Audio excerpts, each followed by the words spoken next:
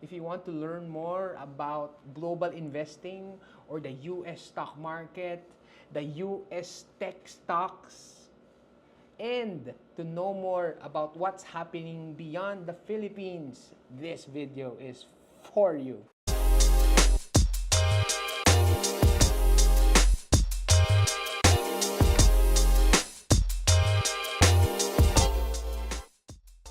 Jess Uy, welcome to Stock Smarts. Hello. Hello, hello, Thank hello. you. I was quite surprised to get back on this channel for it's been a while. Yeah, so sige, simulan na natin to. I mean, grabe, ang ganda nung ano yung sinishare mo kanina before we started the recording. And since, di ba, you are based in Singapore, because what we want is not just to do investing locally or the Philippines, but globally. So yung unang question ko, no, is 2024 still a good year to invest globally? I would say it's a very good year to invest from a global perspective. Um, if you really look into historical patterns and the big picture, normally in every 10 years, there's a huge sell off around 2 to 3 times. But if you look back in the last 5 years, we've already hit around 3 times of that. No, 2018 we had the U.S.-China trade war. We had a huge sell-off. Then the market recovered, and then we got hit by COVID in 2020, right?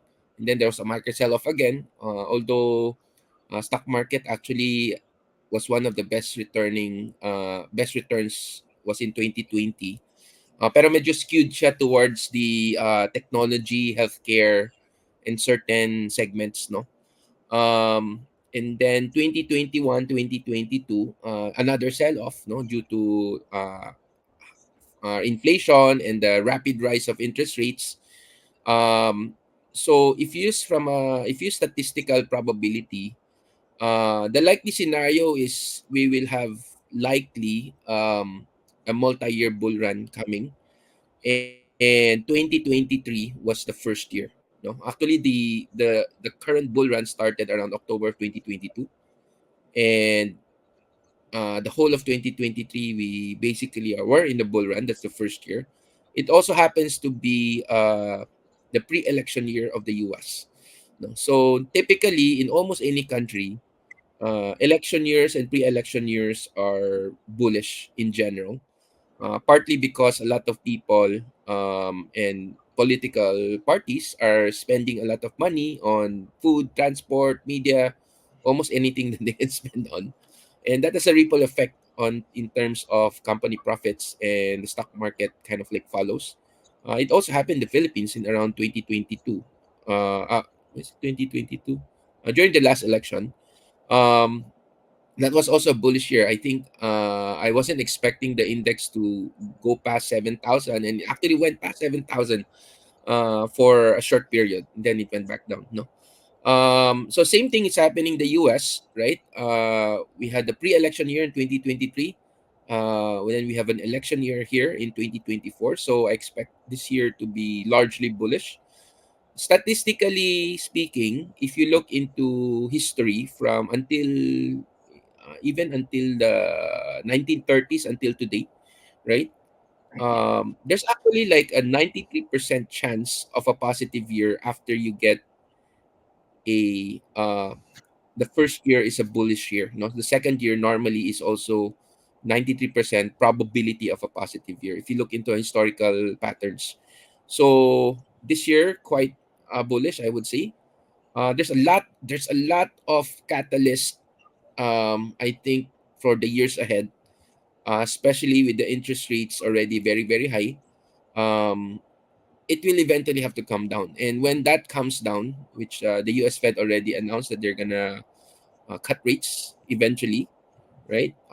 Every rate cut will be a huge catalyst for the markets, from stocks, bonds to crypto to anything that you're holding, even properties. Likely will have a bull run, no, because it will be easier for companies to borrow money for expansion. and so on and so forth. And also to hire people, and people get employed. And when people get employed, they have money, they can spend money again, right? So it has you know ripple effect in terms of the economic rebound. So what actually we need to do is to focus on the fact that um, we have a very we are very early in the next multi-year bull run. We are technically right now in a secular bull run. So secular bull run means a long-term bull run, and in every secular bull run, you normally it runs 15, 20 years or slightly longer. We're somewhere in the middle of that. And normally, in every secular bull run, you usually have two cyclical bears, right? And we had that already, 2020 and 2022. If you count the 2018, parang tatlo na, right? So parang there's so many, a lot of the probabilities are pointing towards better years ahead. Um, Also, the the bigger the uh, growing adoption of technology has also been a big kind of like consumer shift. No, I think 2020 during COVID, there's a lot of these businesses who were able to adapt and move uh, shifted towards being a technology enabled company, right? No, for example, even yung mga F&B natin na it used to be you need to go to the store to buy your food, right?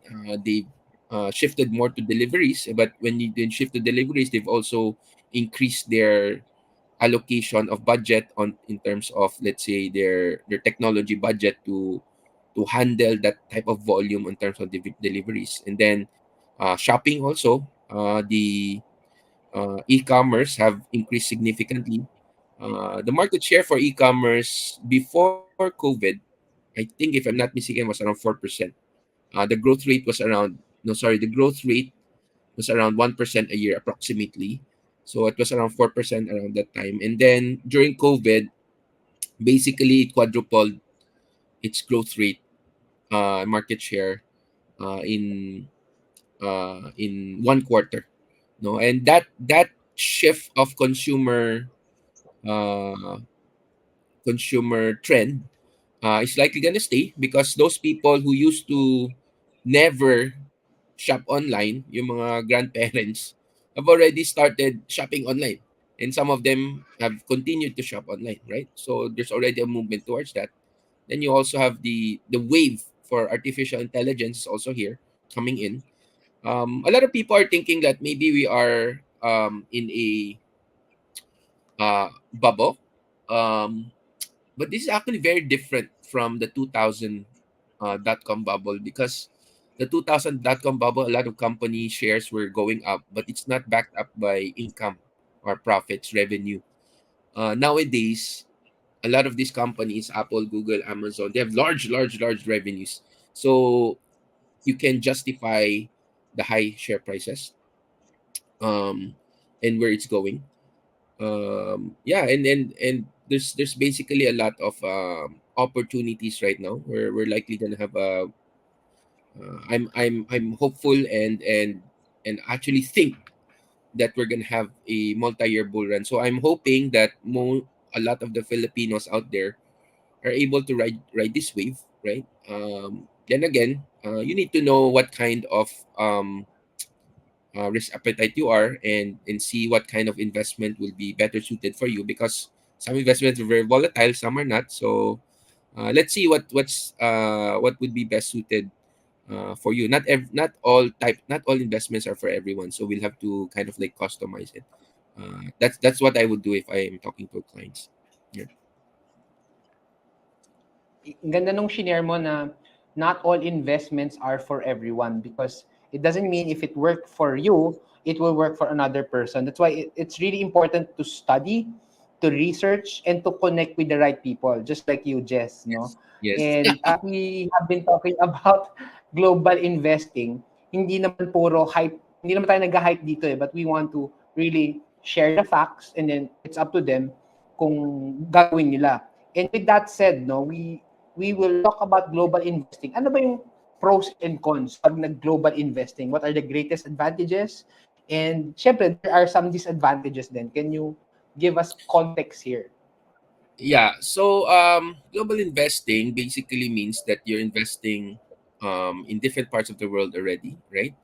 But with that, because the coverage is a lot bigger, you're not just talking about Philippines. Um, if you are gonna do it on your own, like a DIY style, you basically have a steeper learning curve because there's a lot more things that's no that's available for you. So it's good and bad. Um,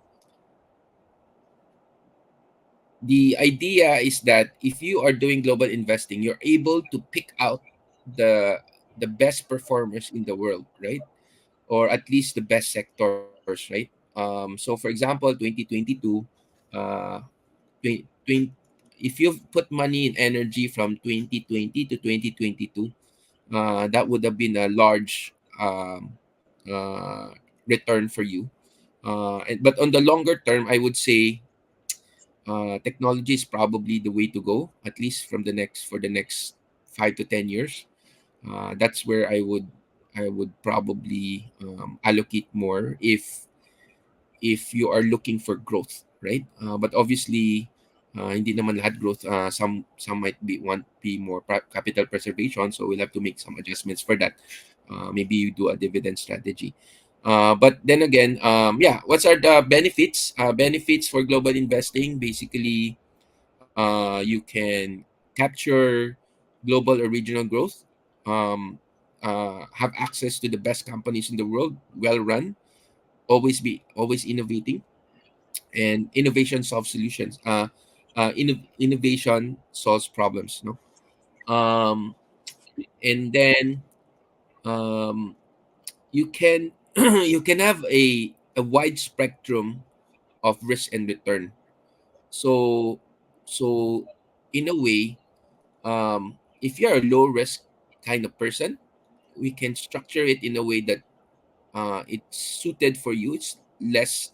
Kumbaga, we'll have to choose, like, investments or funds that are kumaga more dividend based or coupon based, which is mga bond style, right? And then if you have a high risk nature, right, if you have a higher risk appetite, then you can go for equity, those type of things. So access to global markets, increase your decrease your so two main things. One is increase your probability of return while also reducing your risk, right? Because the risk part is taken care of by the diversification. No? So you can spread out across many countries, many sectors, etc. So that's those are the main benefits. In terms of the drawbacks, right? Probably you just need to find a way to send money outside, right? If you're an OFW, it's probably less of an issue, but normally it's not as easy to send money outside because of I think it's just that the Philippine banks probably are not used to do some wire transfers. No, you can use that. But there are other ways to do that. You can use credit card naman to pay and then just pay your credit card. Uh, there are simpler ways to send money, but yeah, probably can discuss offline for that. So I think the infrastructure is not too ready for sending money overseas, but there are ways around it. Locally, there are some choices for global investing. Then, although if you want a much larger um, kind of like set of options and better structures, which can really like skyrocket your or boost your returns or allow you to recover from your negative portfolio very very fast. Then yeah, I think the overseas options are something to explore. Yeah. Yeah. Thank you for sharing the pros and cons, because here in our channel in Stock Smarts, we want to, for everyone who's watching, listening, and learning, hindi lang yung puro good side yung nakikita, but also the cost of doing it as well. So, yun nga, hopefully Yeah. in time that the infrastructure in sending finances, yung mga ganyan, mga transfers, hopefully there would be ease na.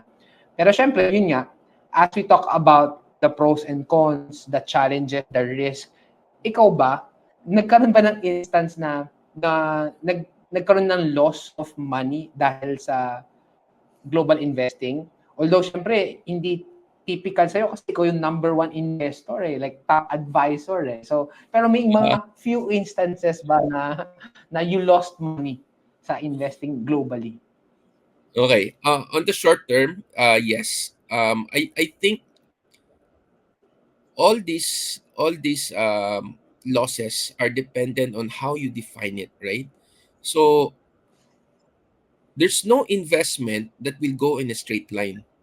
It will usually go up and down. So if you use a time frame that's very short, there will be a time that you when you identify your when you look into your portfolio, you're negative. So yes, I did have times when it was negative. Um, there were times like, for example, in the earlier years, especially when you're buying, you think that the market is already cheap, and then you buy and then it goes down even more. Yeah, of course your portfolio will show a negative number. But if you stretch out your duration to around at least 5 to 10 years, the likely scenario of you seeing a negative return will be significantly less. And the reason for this is because if you have a if you're investing in the top 500 companies in the US, for example, statistically speaking, a 1 year holding period gives you a 71% chance of a positive return. So you have a 30% chance of being negative, right? Stretch that investment horizon to around 5 years, that probability of a positive return increased to around 87%. Okay. 10 years, that will be around 95%. 20 years, almost 100%, which means that the longer that you hold, the more likely that you will see a positive return. So this is something that I have seen firsthand. In fact, right before this um, recording, I was showing Neil about one of my clients' portfolios, and that person, we invested money in 2018 for technology, December of 2018. At that time, there was a huge sell off because there was a US China trade war. So if you follow the news, you're likely going to be paralyzed and will not even want to deploy any money. But if you are well prepared, you know what you're doing, those are actually the best times to start investing because it's market is cheap, the upside is very good as long as you have a longer term time frame. So in the short term, yeah, you can see numbers that are down, right? But longer term, for example, what happened is that the allocation in December 2018, it was already up around 50% by March of 2020. But because we had COVID, it sold off and it went down. Yung positive return for that from plus 50 went down to 10 to 15%. So one of my clients was asking, should we exit already? Kasi baka maubos yung pera, baka mawala yung kita, baka maging negative na. I told them, actually, if you have the money and if you're not so worried, you should be adding. So that's what we did, right? We just held on to the investment. And why did we held on to the investment? Because the underlying companies are large companies that have proven track record, and they've been growing and innovating over time. For example, Apple, Google, Amazon, these companies, their cash reserves are sometimes even bigger than certain countries, no? So they're really really stable, and the sell off in the market is not really kumbaga hindi naman, it doesn't mean naman na parang the price in between, the temporary price that you see at any point in time does not actually matter. until that such time that you really need to liquidate. So, for example, if you're investing for your child's education or your retirement, if the market goes down on the first year or second year, are you gonna liquidate right away? If if you are gonna liquidate right away, technically you're not taking advantage of the long-term horizon that you can invest, right? You should actually be buying when the market is down. And whatever the price is from year 1 to year 19 doesn't really matter. If you have a 20-year duration, what matters is what is the price at year 20 at the time that you liquidate, right? So by having a long time frame, you can take profit from any time from year 1 to year 20 if the market is in your favor and you are doing like grossly outperforming, right? So we have metrics for that to decide, is it time for us to take profit? Is the market high? Um, are we outperforming our expected return? So we can put some kind of like expectations, like what is our long term expectation, and when do we take profit. So we've done that for our clients, and so far happy naman karamihan, right? And the there are times that, yes, there are times that the portfolios are negative. You cannot control the market, but you have to use these times to actually buy into the market. No, so I think one big observation I had was back in around February or March of 2022. Um, there was this one doctor client of mine now who called me during that time because that was actually the Russia-Ukraine war. And during that time, bumabagsak yung market, right? Kasi every time may war, natatakot yung mga tao eh, right? Baka mag-World War III na, right? And so initially, I was thinking, uh, baka gusto niya mag-liquidate. But instead, yung tanong niya sa akin, it is actually what most of my clients do. When the market is down, they call me and ask, is it time to add? Right? Because of that, uh, yung yung return niya was quite good. Yeah. So yun. Um, so I think the timeline was wrong. I think it was a year before that kasi we took profit ano March of 2022. Yeah. So yeah, so yes, on the short term you'll see a negative number. I would say you're guaranteed to see a negative number at some point in time. Guaranteed, right? But if you stretch out the duration longer, then you have much better results, right? Cash in the short term is looks safer, but actually equities and your investments are safer in the long term. Yeah, because it matches up with inflation, it grows faster than inflation, generally speaking, right? Of course, if you have a shorter uh, uh, you have a shorter timeline because of like short-term goals, then you need to make some adjustments for those.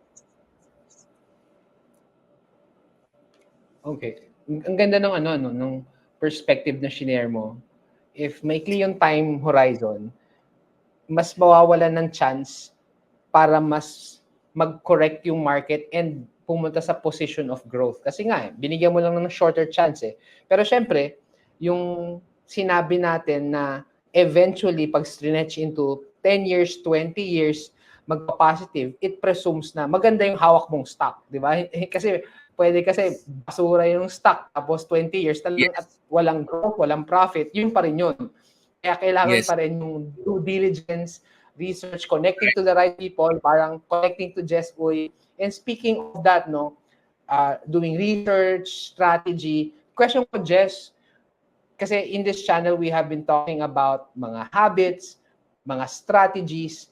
What have worked for you para makapag-set aside ka ng money for investing? And effective pa rin ba yung ginagawa mong strategy para makapag-set aside, para makapag-invest and save? I think it's very simple. You basically just set aside of your portion of your income for investing, right? Those people who have I have actual screenshots for this if another time, right? Those people who keep on investing regularly tend to do better longer term. even if the percentage return on their portfolio is smaller, kasi nade-dilute yung reported percentage return. Okay? Uh, in terms of the dilution, I give you an example. Let's say you have $100,000, you're up around 50%, right? And then you put another 100,000. That means that ang nire-report na return is 25 only, because it's like 50,000 divide 200 na instead of 100, right? So the percentage return may get diluted, but your total return would still be large. Kasi when you continue to contribute over time, your investment portfolio size becomes bigger and bigger. So a small percentage move for that will actually be a large enough parang total return for you in general, right?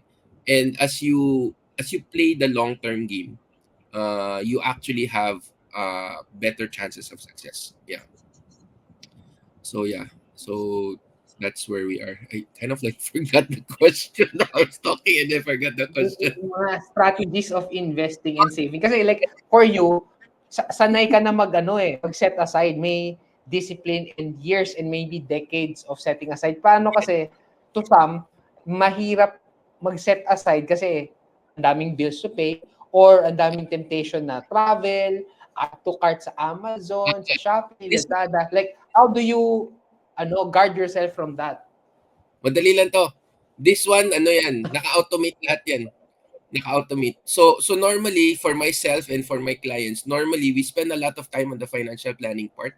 So in the initial part, I'll spend a lot of time, a few hours, to kind of like discuss what are your dreams, your goals, your short, medium, long-term goals, etc., etc. And then we'll calculate what do you need to save, how much do you need to save to reach to your goals, what kind of rate of return do you need, and so on and so forth. And then once we have all of those numbers, right, we factor that into your budget para you can invest regularly.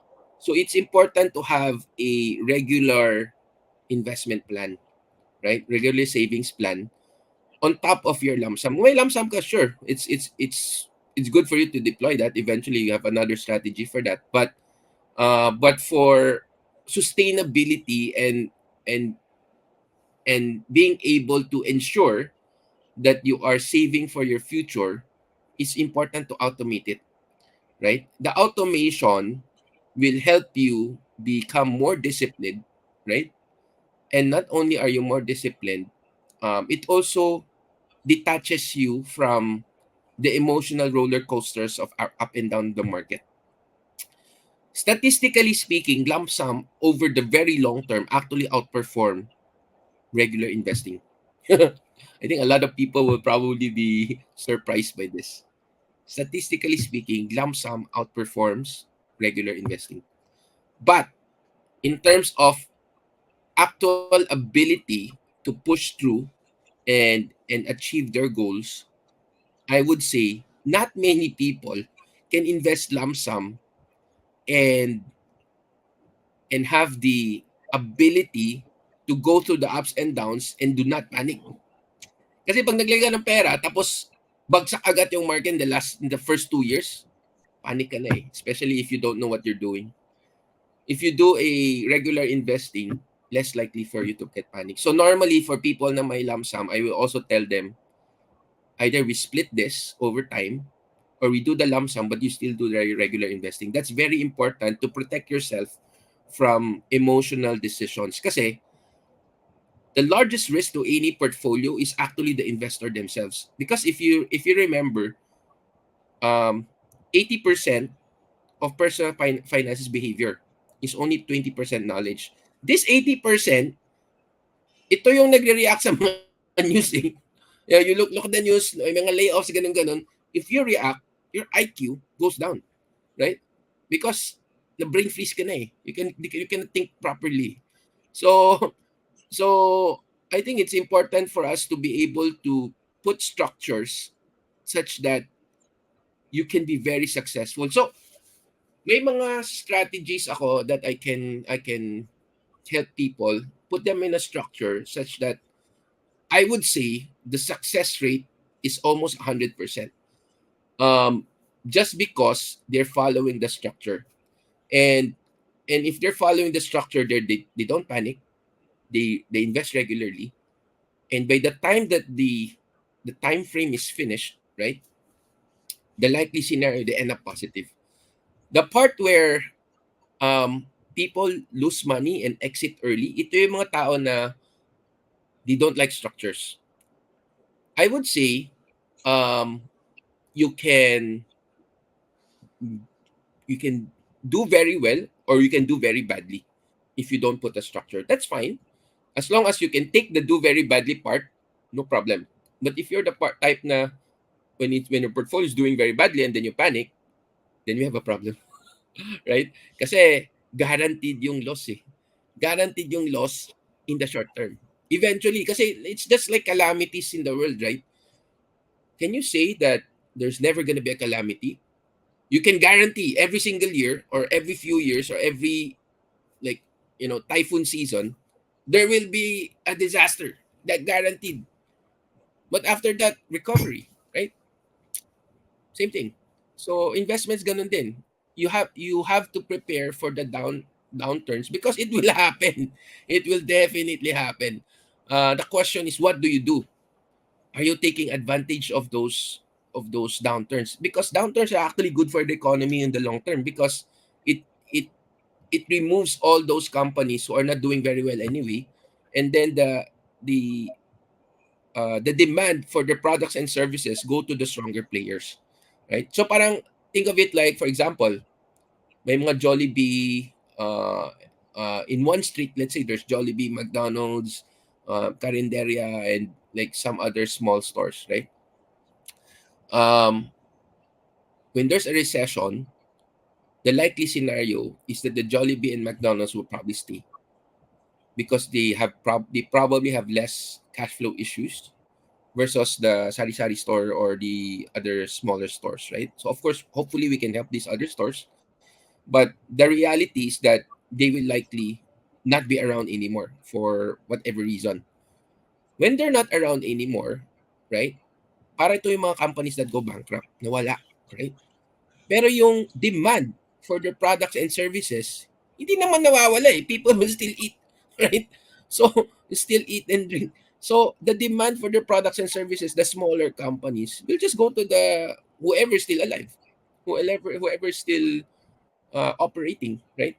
So, typically what happens, it goes to the stronger players, or at least the players who can survive. So, what is crucial actually, that's why we say cash flow for businesses are very important because what you what you really need to do is that you need to be able to survive the downturns, because when the downturns are finished, right, some of the competition that cannot survive it, yung market nila will be available for everyone. So even if you're not the strongest player, you also grow again, just because this demand will have to find other suppliers. Parang ganun, it's normal. Yeah.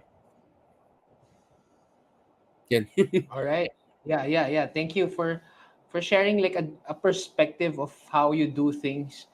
Nakakatuwa lang, no? And as we have been talking about global investing, we know that the US has been a bright spot. Do you Yes. think yung mga stocks sa US would it still be good this year, 2024, and in the next years? Kung okay siya, until kailan? At ano ba yung mga factors bakit okay yung sa US? Is it because of sa tech or may other factors pa? Or kung hindi, do you think yung US na mga stocks ay pa-decline na? And kung sakali pa-decline na, ano yung mga factors that will make it flat or correct? Yeah, and in regards to the US stocks, I look at it, I don't look at it specifically as US stocks.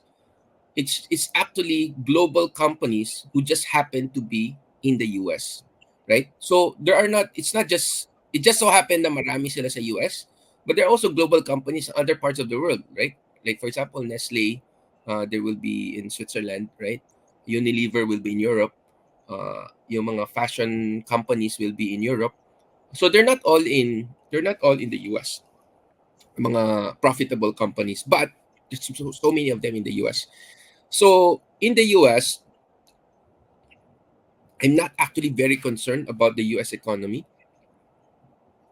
a little bit, but not. It's not going to be entirely dependent on US alone. So US needs to do well, but it doesn't have to be do so extremely well for the companies to make a profit. What is important is that the growth will spread out across across the world eventually, right?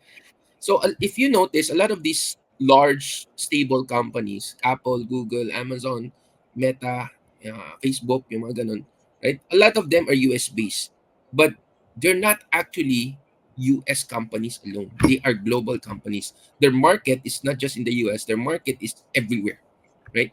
When you have, let's say, you have Google, right?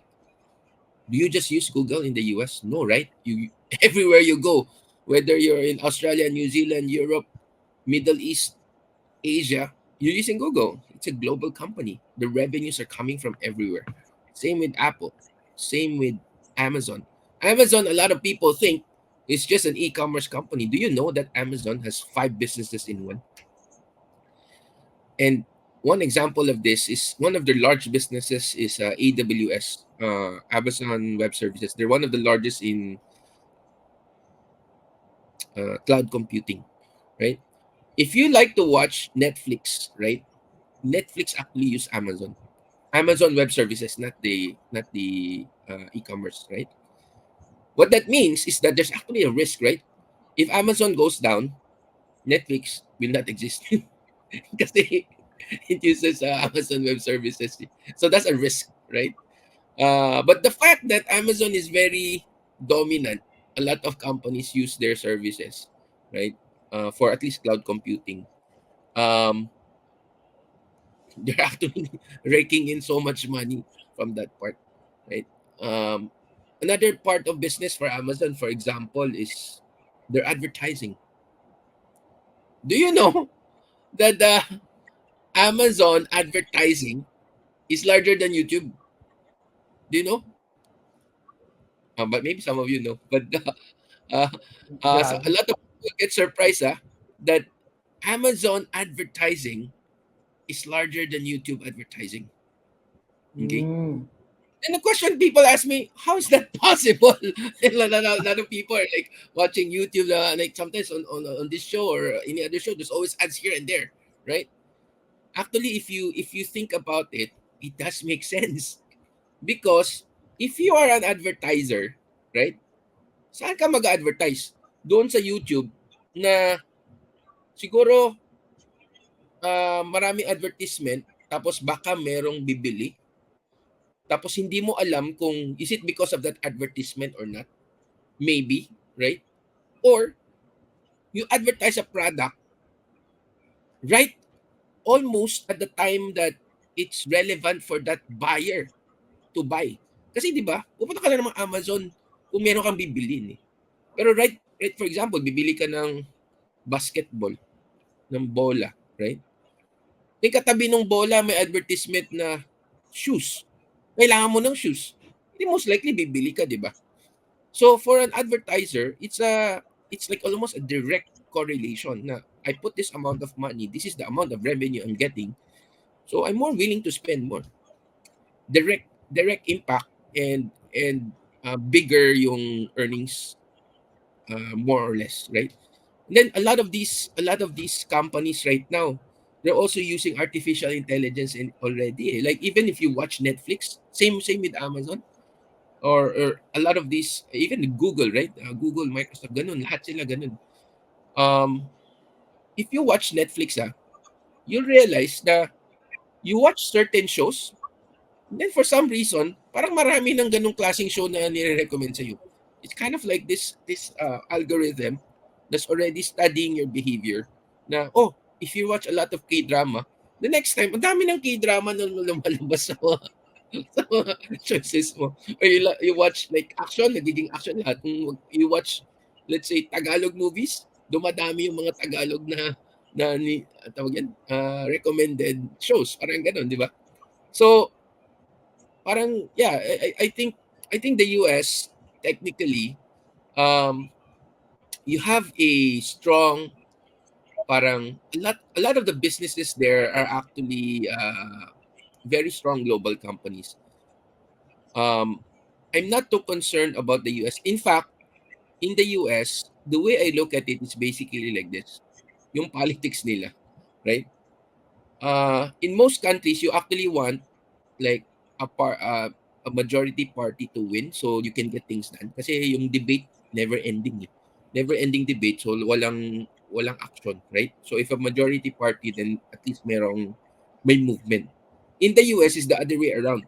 You actually don't want to have a majority party. You want them to always fight each other, the political parties. Because if they're fighting each other, they leave the businesses alone. And if the businesses are running on their own, they're doing better kasi walang interference eh.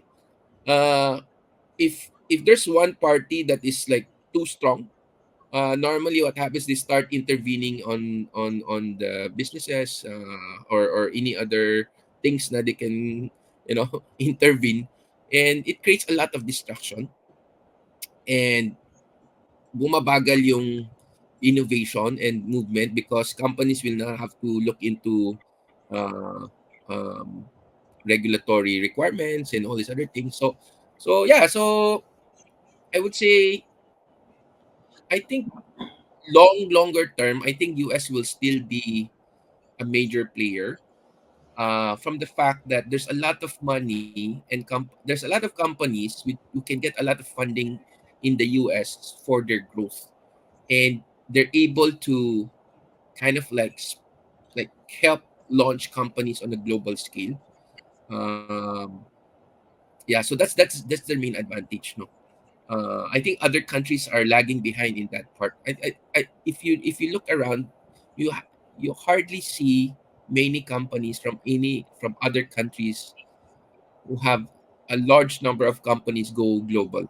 Most of them are coming from the US kasi mas madali yung fundraising, mas easier yung easier to find talent, easier to find and parang support to kind of like um, uh, grow your company. Easier to find a market also because they're a large consumer market, right? So immediately meron ka ng consumers, they're around 300 plus million people. And then if you're successful in the US, you're probably also going to be successful in Canada, North America, and then move to Europe. Then you have to adjust a little bit for Asia because it's a different culture, right? So yeah, so I think US will still be a powerhouse for a while. But there might be adjustments from time to time. Obviously, other countries are also catching up. Yeah.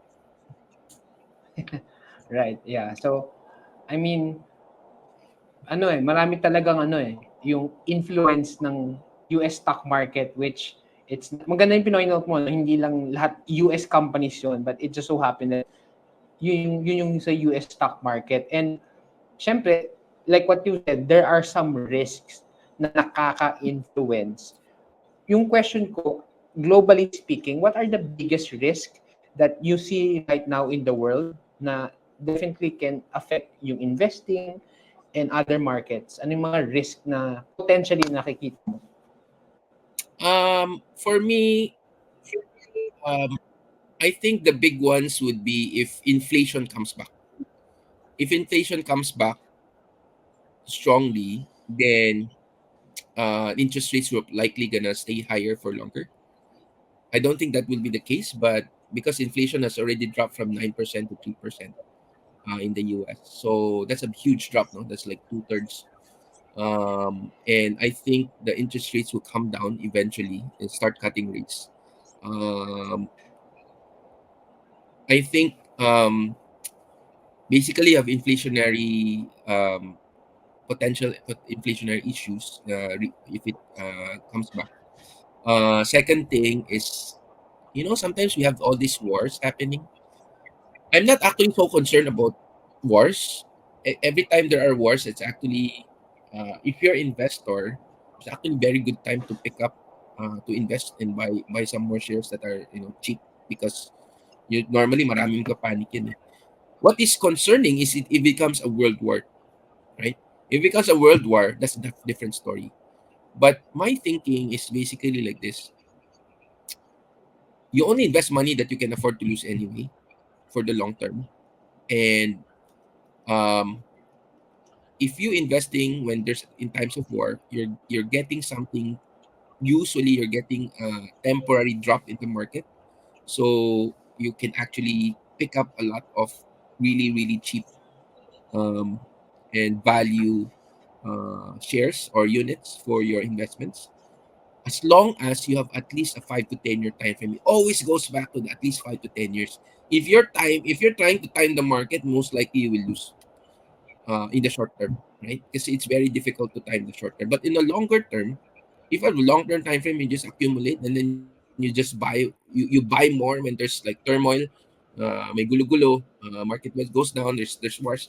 Actually, these are opportunities to buy because if you look historically, actually, wars never really stop the market to go up. Eh. In just temporary sell off.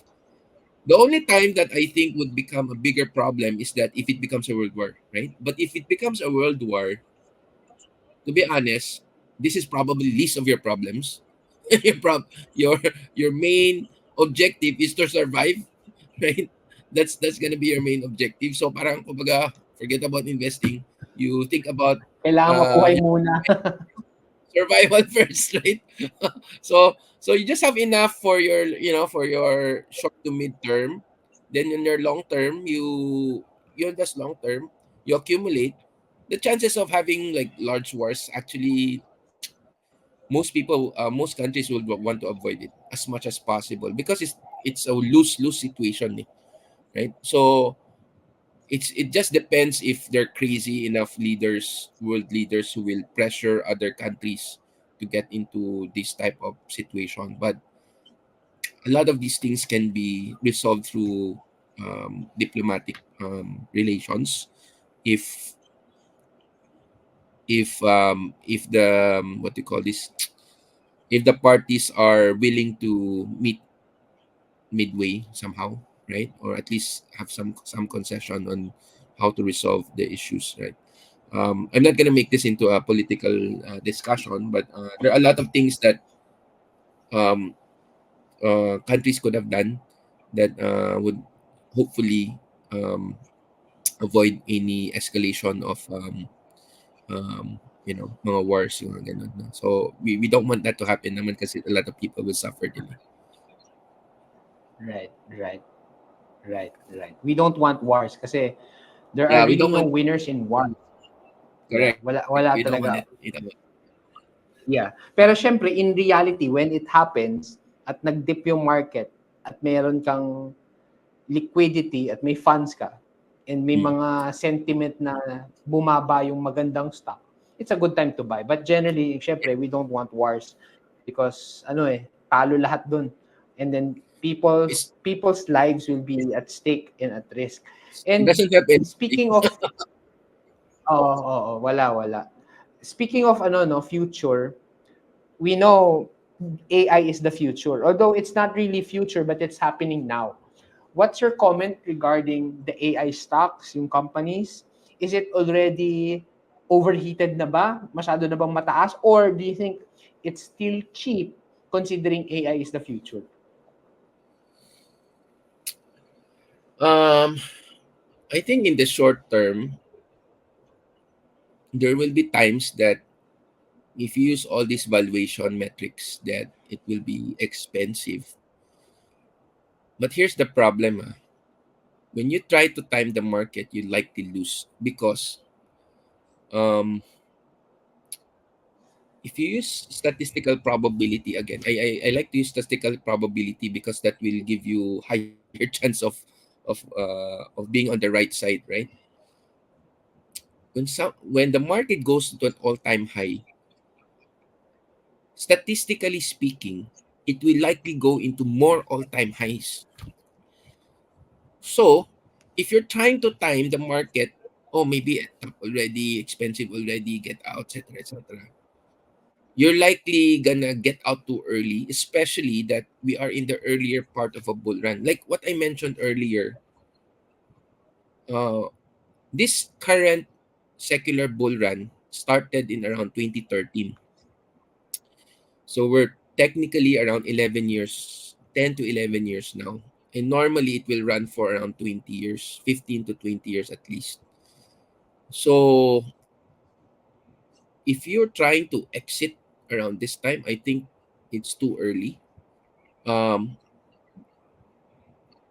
the movement and the hype on the AI stocks, may mga it's mostly on the big companies, yung mga big companies na Google, Microsoft, they're developing this and that and their new development, etc. These are on the big companies. I don't think it hasn't actually trickled down to the smaller companies yet. And I think we are in the earlier stage of this bull run. So yes, on a short term, uh, if you use some of these valuation metrics, you may see, it's overvalued, etc., etc. But in the next earnings call, the Nvidia, for example, will just blow you away with the new like income, net revenue that they get is much bigger, right? But eventually it has to correct because it cannot be going up forever, right? But the point is that um, it will likely go farther than most people expect, and I don't think we can ever be on a peak when the smaller companies are not even rallying that much. Ang nakikita mo lang naman kasi na move are the big companies. You haven't seen the mid, medium, mid cap and small caps and the micro caps moving that much. So they're still kind of like going nowhere. It's moving a little bit, but it's not going. The majority of the market are being pulled by what they call the Magnificent Seven, from Apple, Google, Amazon, Tesla, yung mga ganun, Nvidia. Yeah. So ito yung nagpo-pull ng market. They're the large companies. Pero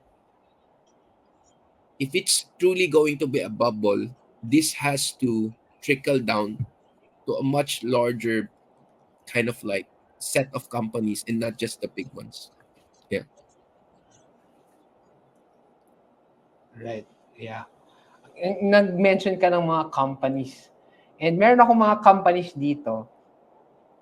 Since we are talking about global investing, and syempre, kanya-kanya naman preference yan, strategy yan, time horizon yan. So if i-rank natin yung mga companies, 10 companies, 10 yung lowest, 1 being the highest, ano yung, at ifo-force rank natin, ano yung parang top 1 mo to top 10 or yung pinaka-least and yung pinaka-mataas. Yung 1 is yung highest. So ito yung mga companies na mention mo na yung iba kanina eh. Microsoft, Meta, Google, Amazon, Nvidia, Apple, Coinbase, Tesla, PayPal, Alibaba. So, kung i-force rank mo, ano yung pinakamababa? Ano yung pinaka number 1? I'm not the best stock picker, right? Um, and I personally think you buy any of them, you'll make money. But just for the sake of ranking, right? First of all, I just highlight a little bit. For the equities, most of my holdings are through diversified funds. Pero parang I choose certain sectors to be more focused and to be more focused, right?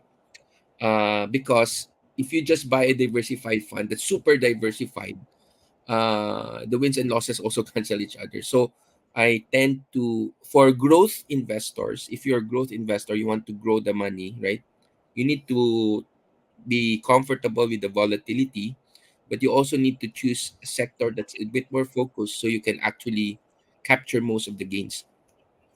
Now, going back to this, um, normally in this diversified funds, they have all of these companies that were already mentioned. But if I'm going to rank them, right, um,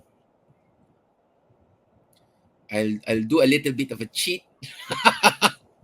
I'll probably rank Microsoft, Meta, Google, Amazon, and Apple um, around, let's say, rank 1A, B, C, D, E. So, Microsoft yung 1 mo. So, Microsoft para yung 1. necessarily one, it's more like I will do equal allocation for five Mm. for them, right? So parang I Yan will yung tier group them. 1. Yeah, tier 1. So parang I will group them instead of saying this is number 1 because you never know which of them will really like do better. Kasi for example, for AI, technically Google has a deeper and more experience on AI. Pero Microsoft kind of like took took the shortcut by buying over OpenAI, which is the one who's doing Oh, who chat created. GPT. So, but technically, in terms of expertise, resources, etc., Google probably has a deeper bench and more experience. Same with Meta, which is Facebook, right? So I think either of them on the AI side will probably do very well.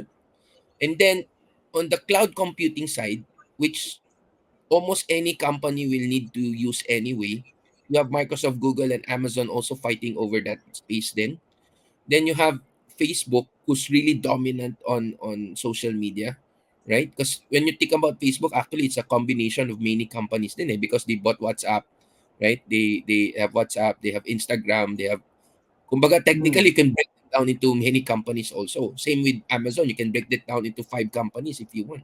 Google is like in the earlier years, maybe not earlier years, maybe just 5 to 10 years ago, almost every week they will acquire a company. That's how they will recruit people. Kasi recruiting one by one will take time, but recruiting like buying off companies can like buy 50, like recruit like 50, 100 engineers one shot, right? So I would say Microsoft, Meta, Google, Amazon, Apple. These 5 probably will be my top 5. I'll do equal allocation for all. And then I will put Nvidia, uh, Nvidia, Coinbase, and Tesla as my second tier, right? I'll probably also put equal allocation. I think in terms of actual growth, probably these 3, the second tier will outperform the first tier. If things are going in the right way, okay? Because if the environment is favorable, uh, they can outperform significantly. For example, Tesla, right before they went into, they were part of the S&P 500 in 2020. The stock price jumped around 800% in less than a year, right? So same thing, but they're growing. They're growing very fast, right? And they can back it up with their revenue. I mean, the revenue is also growing very fast, right? So I would say these 3 would be my like second tier. So the 6, 7, 8. PayPal, Alibaba. I actually like Alibaba, but because of the fact that it's connected to China, there are geopolitical risks. I will rank it number 10. And then PayPal, probably, I'm not sure. So I will put them somewhere, I don't know, maybe number 9. But for me, actually, I would, if I can choose, I would probably replace PayPal by Visa or MasterCard. Because I would say that they are more stable. They have they have um, they have monopoly on the payment part, right? And I think people is probably not ready to take over the Visa and Mastercard network. Yeah, so I would use Visa and Mastercard more than PayPal. It's a lot more kumbaga, widely used from ATMs to debit cards to credit cards. Almost anything you use them when you travel or day to day. In fact, for me, I would use my credit card for almost all of my expense. Uh,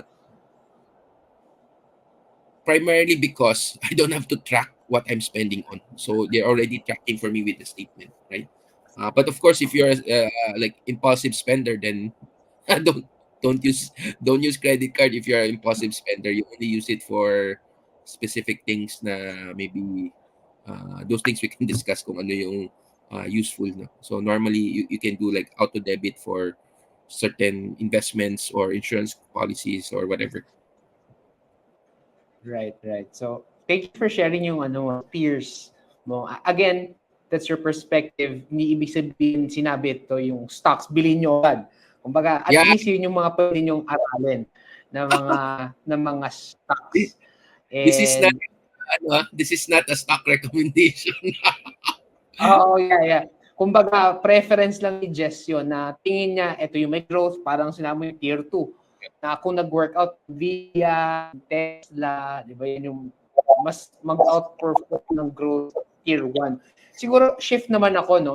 From stocks, pag-usapan naman natin yung bonds. Ano yung take mo sa bonds ngayon, itong 2024? Yeah, I'll talk about bonds in a short while. Let me go back a little bit to the last one. What I would do instead of buying doing single stocks, I will just buy a Right. diversified fund with these inside. So it kind of Mm, like makes everything fast, like easier. You just focus on right. just funding your account instead of like trying to study when to come in and Buying out of every. individual. Yeah. Okay, going to the bonds. Actually, I think there's a lot of opportunity in bonds because if you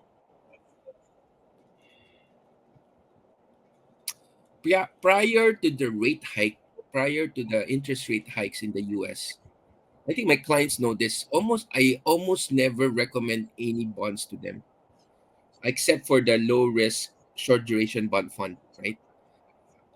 And the primary reason I have for that is because I I actually think the bond funds were very risky. Although from a traditional thinking, uh, it shouldn't be risky because bonds are supposed to be safer, right?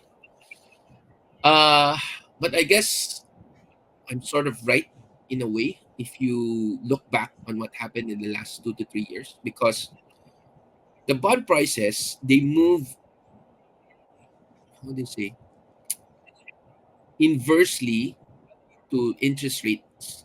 Okay, so when interest rates go up, the bond prices drop. What that means is that in the last 2 years, when from 2021 2022, when the interest rates kept on rising, the bond prices actually look like coming down, which means that if you sell your bonds in the open market, you would have a capital loss. That's part of the reason why I did not recommend many bonds before uh, before the rate hikes. Kasi there is a huge risk that you will lose money. Technically speaking, around 2021, 2022, when the stock market was going down, the bond market was also going down. Your losses on the stock market and the bond market is almost the same. So if you're gonna have almost the same loss, then I would rather be in the higher risk allocation because you have a higher chance of recovering everything very, very fast. However, um, the environment has changed a bit already because interest rates now are very high, which means that the the bond prices are very cheap, and not only are they cheap, you get high yield because of the prices are down. So meaning we're collecting a lot of, you can collect high dividend rates, right? While waiting for your bond prices to go up. And as soon as the interest rate starts to be cut down, then you will make money on bonds again. So so I think there's actually a lot of opportunity in bonds. It's probably one of the sectors that are, hindi masyado tinitingnan ng mga tao. Kasi yung mga holding into bonds before, probably natakot sila kasi bumagsak, right? For those who understand this, it's actually a good time to start allocating to bonds. But I would prefer more like a mixture of bonds and dividends kasi um, you want to be able to kind of like also kumbaga, take advantage of the market reversal. Kasi the market will definitely reverse. It's actually started already. The bond prices has not really rallied yet, like to the extent that I think it will. But once the interest rates are cut, then it will start to rally. That's already a given. It's just a question of when, right? Um, so yun. So right now, I've already started recommending some dividends and bond allocation to my clients. For the fact na now we can diversify. It's not just equity allocation, there's also bond allocation. And for people who cannot who have a lower risk appetite, this is actually one of the best times to accumulate these bonds, because technically, um, if you not only are you getting income, you also have a capital upside. I do have to highlight one thing, because I think there's a different understanding of how bonds work, mostly in the Philippines and overseas. Because in the Philippines, a lot of the bonds that are being are sold in a way that you hold to maturity and you will not never have a capital loss. This is actually true, right? Uh, but uh, But uh, internationally, uh, a lot of these internationally, bonds, a lot of these bonds, I think there's I think feedback. there's Um, feedback. Ay, feedback. Sorry, sorry. Okay. okay. Until So a now, lot of there's still these feedback. Okay. So a lot of nawala these, na. nawala. Bumalik. I think Bumalik. maybe there's a Okay, okay, okay. I think maybe there's a Sige lang, sige lang. okay. Continue lang. So okay. so a lot of these bonds likely These bonds, will have a comeback in the next will have a uh comeback in the next. yeah. So there's a huge Yeah. opportunity, and So there's a huge opportunity.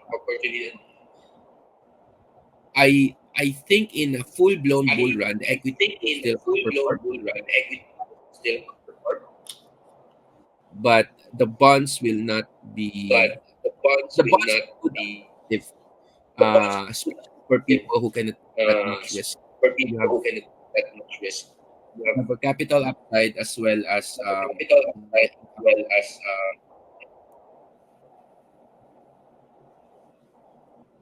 Yeah. So yeah, yeah. yeah. I So think Yep. uh, there's catalyst for bonds to go up, and now that the interest rates are high. Before kasi, it was almost zero, so the risk is actually very high to hold bonds. this is But most very people, high to bonds. I think But most people people don't really believe that it people will happen really do until it happens. happen. It So, happen. ganun ang nangyari lagi. Like, Ganun lang like lagi lagi. some people, Like, like, because of their past experience, they cannot. because of their past experience, It's they important cannot when you import when you want to invest, to you need to when you start from a clean invest. sheet, You need to start from a because clean. otherwise, a lot of Otherwise, like a lot like, baggage from previous negative experience. It's gonna be very difficult for you to think of things in a more objective manner. Parang malaging merong parang you're looking back what happened before, etc. etc. We should learn, but we shouldn't make that a a deterrent towards improving. Yeah. Right. Yeah. Maganda yung sinabi mo, no? Learning never stops eh.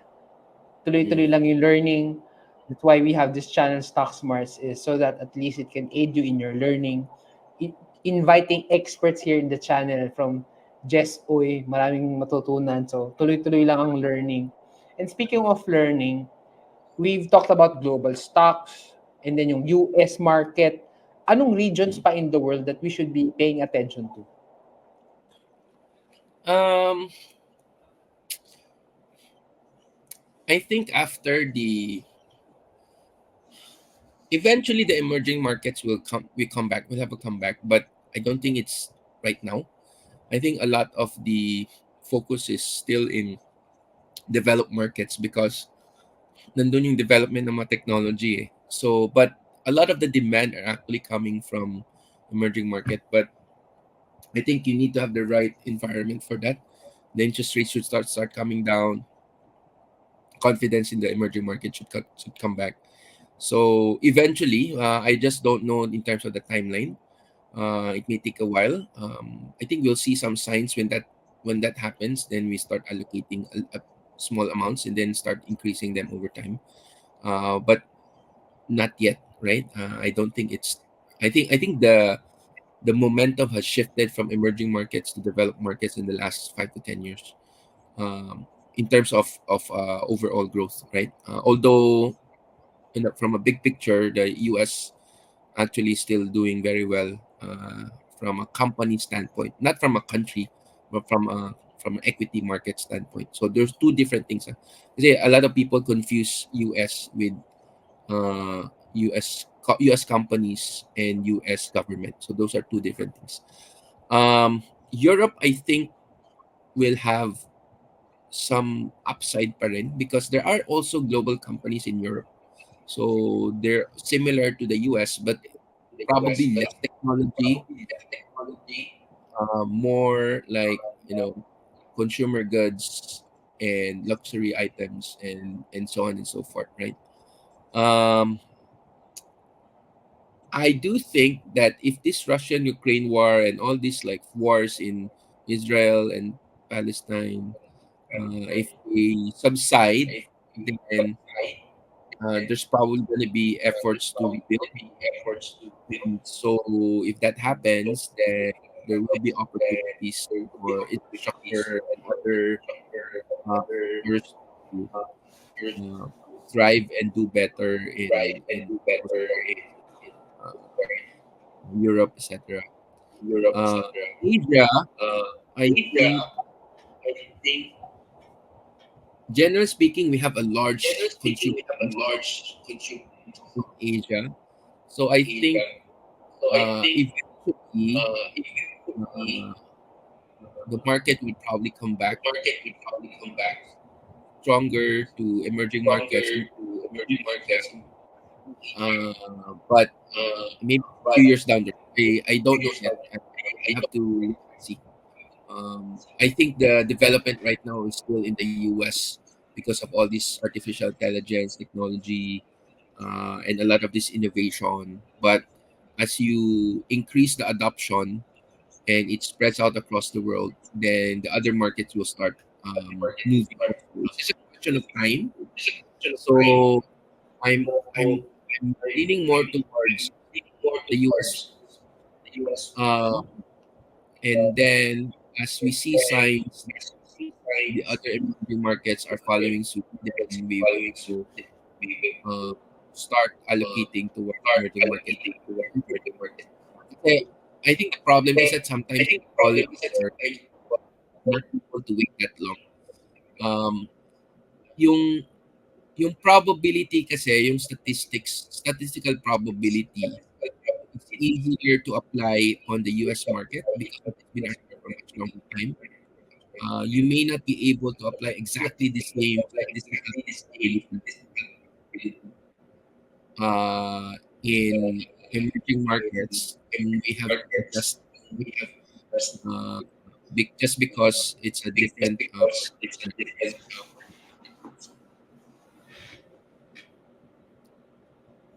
Alright. Ayan. Sige. Siguro as we, no, malapit na tayo mag-wrap up. Siguro last question before we say our final words and all. Yung strategy mo ba in terms of investing or maybe to your clients, you said kasi long term, if ever nag-grow na yung investment mo or your portfolio mo ng double, tinatanggal mo na ba? Or hindi naman, hindi mo naman tinatanggal? Or what point ng investment na tatanggalin mo? If ever tatanggalin mo? Um, the way I look at it is that you always want to add, and there are some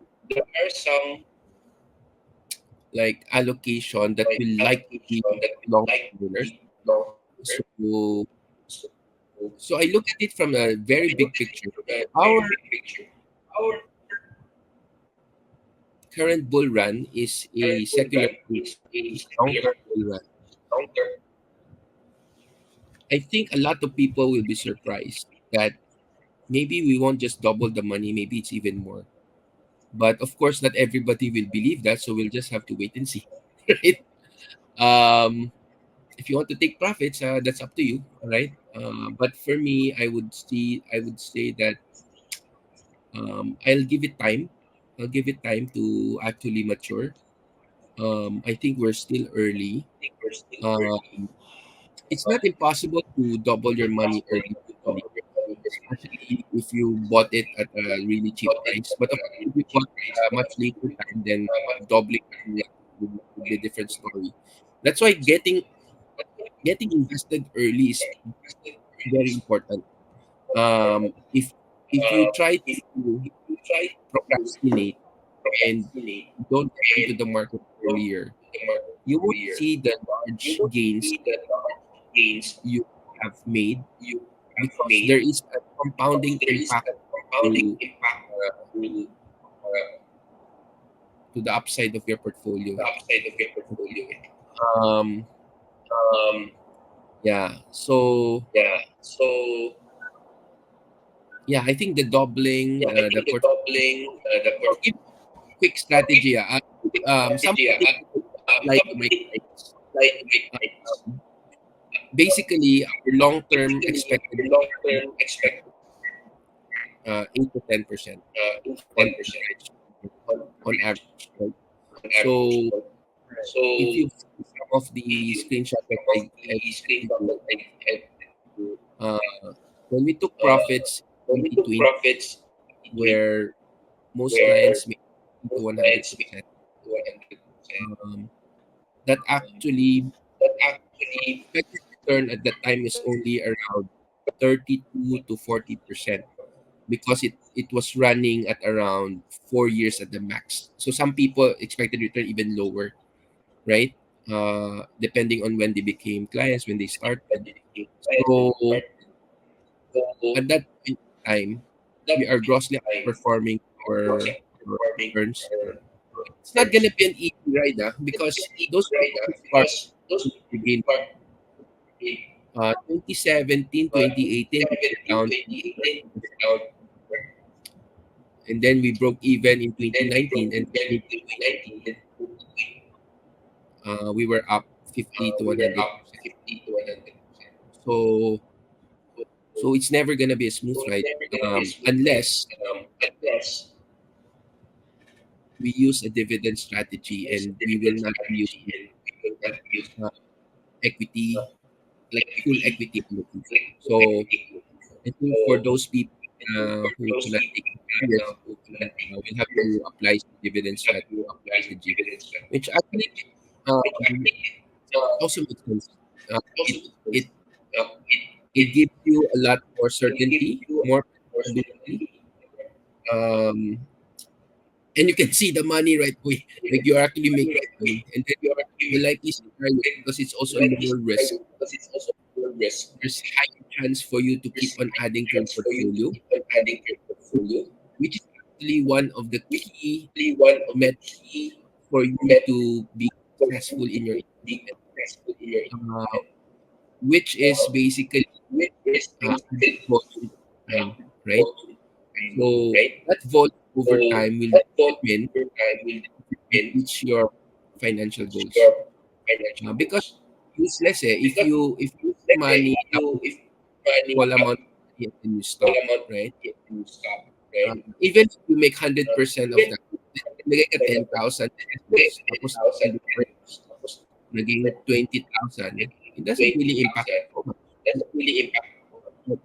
But if, let's say, instead of But if let's 10,000, say you make instead of 1 10 million or 10 million, tapos double, that's a different story, right? But the thing is that it's probably harder for people to allocate larger amounts if they feel nervous about the market.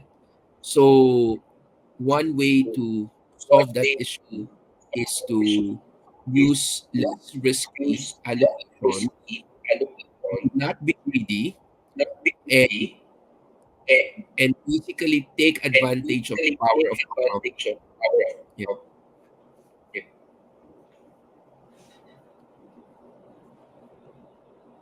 Okay, sige. Thank you for sharing your take. No, medyo hirap lang tayo sa StreamYard because I mean may connection. Kaya minsan hindi ko alam kung nag-lag ba or ano, but thank you for your patience then, and also for the people who are watching. And I'm sure that you will learn a lot then. So siguro, Jess, anything as we close, no, any events in the coming weeks that you want people to join you? I'm sure you've done multiple talks in different countries. Also, sabi, yung nag-uusap tayo, alam ko yung portfolio mo, you have clients all over the world. So ano yung mga events mo in the coming weeks? Yeah. Yeah. Um, just quick feedback on the sound, right? If you're talking, there's no feedback, but if I'm talking, there's a feedback. So I don't know if you turn off something. Anyway, um, with regards to events, we went to a seminar with Randall Thompson here in Singapore on April 20. It will be at Lifelong Learning Institute. This is a free seminar, okay. So if you're based in Singapore, I would highly recommend you to attend. You can ask all your questions about your personal finance. If you're based in Singapore, there are even more things that you can access. There's a lot of tax options for you to reduce your taxes uh, while investing. Uh, there are options for you to boost your significantly or recover from a negative portfolio almost overnight. But of course, not everyone will be eligible, so we'll have to do some planning on that on which type of individuals are eligible for this type of there all the available executions are available, so you don't have to worry now. It's all above board. Yeah, so that's what we have in April. Around end of um, end of May to May 28 to June 1, I will be in Fiji. So I'm thinking I'll probably pass by Australia or New Zealand. But I don't know if there are people who want to meet up. So maybe if you're from Australia or New Zealand, you drop me a message. Uh, you can visit my website, drop me a message, email me, add me on Facebook, send me a message. So I'll see if actually there are people. Then, hindi pa ako nakapagpong ticket. So, but I'll definitely be there to make in Fiji. So I think before after that, at least before after that, in Auckland or maybe Sydney or Melbourne, let's see kung ano yung saan mas maraming tao na nag-iwan. Yeah. Right. So, ang daming booking. Yung pinakamalapit is yung sa Singapore. And Yes. ano yan, please take advantage of it kasi it's just for free, April 20. Kasama si Randall Tiongson, a good friend of ours here in New Zealand, Australia, and maybe to some, you want to know more details, just reach out to Jess. And also, we'll be putting yung mga links dito sa channel, sa video, para at least it's easy for you to access. So just last words na lang as we end. We've learned so much. Anything, last words for our listeners? Yeah. Financial success is never about buying products. But ability to make good financial decisions time after time. Okay? So we need to gain some clarity of mind, and once you have that, then you have more certainty, and with more certainty, you'll have more confidence. So all the best to everybody, and I hope to see you in the physical gathering in Singapore. Uh, so there's a registration link. You can uh, uh, scan the QR. Yeah, so it should help you register for that. Right. So, it's easy lang. Ayan, may QR code. So, in the screen, no, pwede nilang maano. Ayan, you can just register in that QR code. So, thank you, Jess. And thank you for your patience. I don't know, yung connection ko lang dito, first time it happened. So, I hope that the video will still turn out okay. And may next time naman lagi. So, thank you, Jess. I enjoyed our conversation. We learned a lot tungkol sa global stocks. So, again, thank you, Jess. Maraming salamat. So, again, guys, don't forget to like, share, and subscribe. God bless you guys. Thank you so much. Thank you, God Jess. bless. Okay. Bye bye.